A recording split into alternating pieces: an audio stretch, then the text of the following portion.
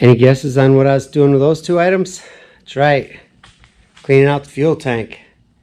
So after putting the muriatic acid in there and water, diluting it, letting it set for long enough, putting the baking soda in there to neutralize the acids, then flushing it out a few times. We've got the center open, the float for the fuel gauge. So that's open, and we fired up the wood stove. It's been sitting on here for quite a while, just blowing hot air through it. Like I said, we flushed this with water a few times. There are no gas fumes. This is not a danger. So we're drying it out good. So once we get it good and dried out, then we're gonna take a liquid that you pour in there, slosh all around. If you're watching this video, you probably know what I'm talking about. Create a coating and seal up the inside and protect it from the rust. So gonna get that done. More progress.